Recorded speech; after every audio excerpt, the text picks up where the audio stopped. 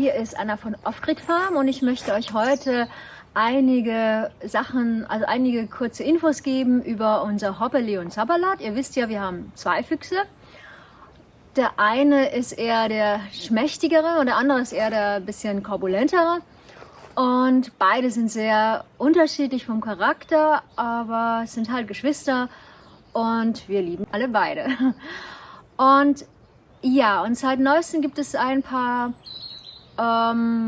Veränderungen, weil der Zapperlot hat jetzt dieses Revier übernommen, wo wir leben, und zwar hier in unserer Finca, diese 3,5 Hektar, wo wir praktisch umzäunt haben. Ich glaube, er geht auch raus aus dem Zaun, aber er bleibt hauptsächlich im Land. Das Hoppeli allerdings musste gehen und der Hoppeli ist jetzt außerhalb des Landes.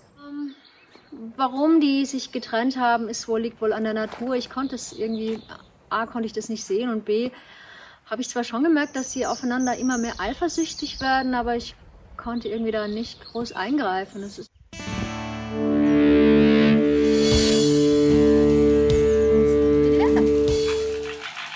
ja, der ist halt da, aber das ist doch in Ordnung. Guck mal, ich fütter euch beide. Schätzelchen, ha? Ja. Ja, du bist eifersüchtig, musst du aber nicht. Mummeli. Ja, ich weiß. Musst du aber nicht, Mummele. Ja, ich weiß. Alles gut, Nunelle? Hm? Ja.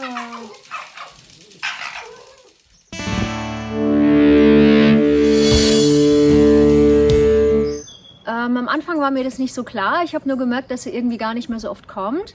Und es hat mich etwas irritiert.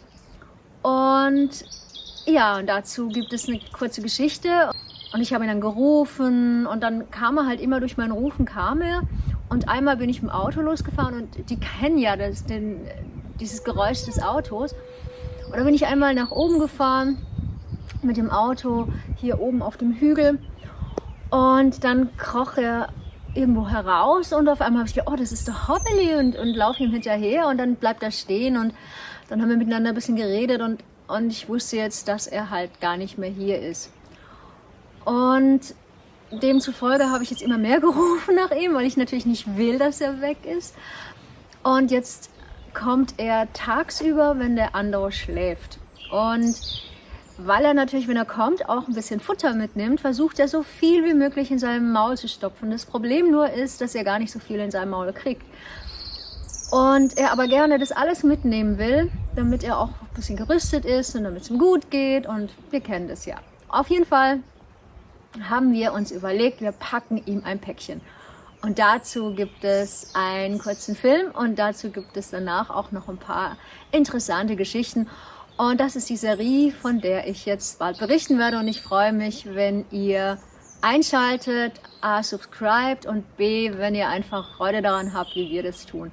Okay, und dann tschüss, liebe Grüße aus unserem gerade etwas verregnetem Land.